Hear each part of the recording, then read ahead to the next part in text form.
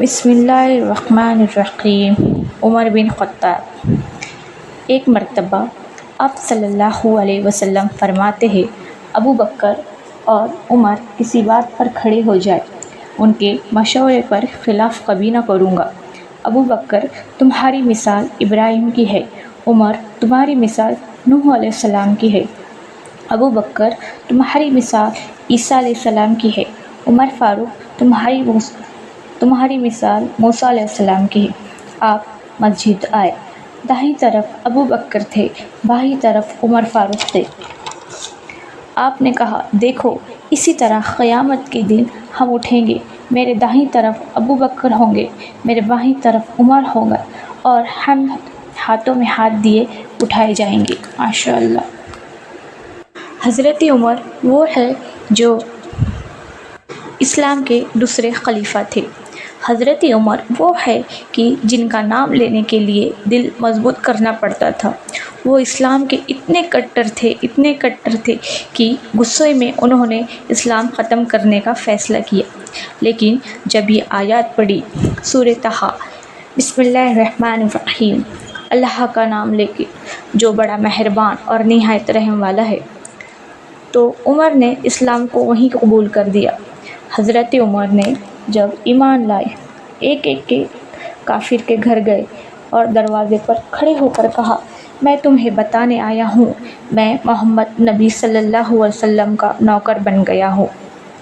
بلکہ آپ نے اعلان کیا، جس نے اپنے بیوی کو بیوہ کیا، بچے کو یتیم کرانا، اپنے ماں باپ کو کمر جھکانا ہو تو عمر کے مقابلے میں آئے۔ حضرت عمر وہ ایمان لائے۔ حضرت عمر کا ایمان لانا مسلمانوں کو عزت کا سبب تھا۔ حضور نے ایک مرتبہ فرمایا، اگر میرے بعد کوئی نبی ہوتے تو وہ عمر بن خطاب کے بیٹے عمر ہوتے۔ حضور نے فرمایا، عمر جس راستے پر جاتے تھے، شیطان راستہ بدل جاتا تھا۔ نبی پاک صلی اللہ علیہ وسلم نے فرمایا، 950 سال حضرت جبریل میرے عمر کی شان بیان کرے تو ختم نہیں ہوگی۔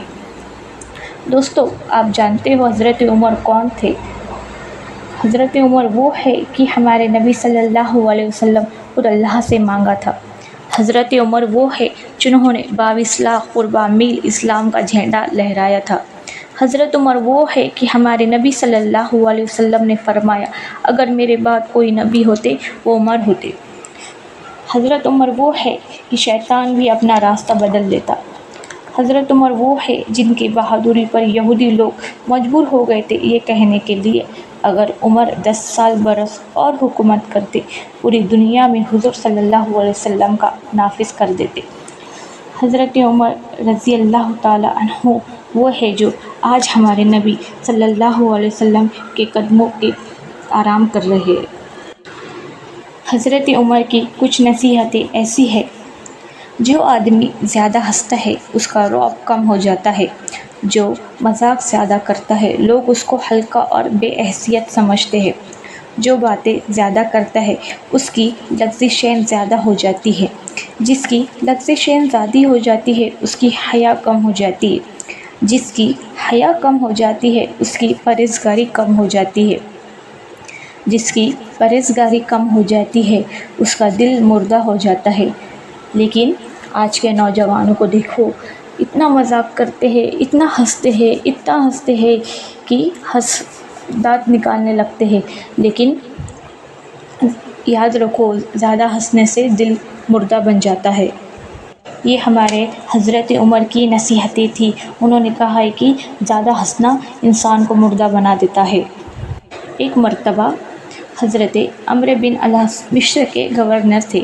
ایک گھوڑ دوڑ میں ان کے بیٹے نے گھوڑا دوڑایا اور لوگوں نے بھی دوڑایا، لیکن عام آدمی کا گھوڑا آگے نکل گیا۔ یہ عمرو بن العاص کے بیٹے نے دیکھا اور اسے بہت مارا، عام آدمی کو مارنا شروع کر دیا، اور والد نے آ کر حضرت عمر کو فرمایا کہ اور عمر نے گورنر کو بلایا۔ سارے مدینے کے لوگ اکٹھا ہو گئے اور اس بچے کو بلایا، کہا لاٹھی اور گھوڑا پکڑوانے کے لیے، اور کہا کہ اس گھوڑے کو اتنا مار جب تک تجھے دل کو سکون نہ مل جائے۔ یہ حضرت عمر کا انصاف تھا۔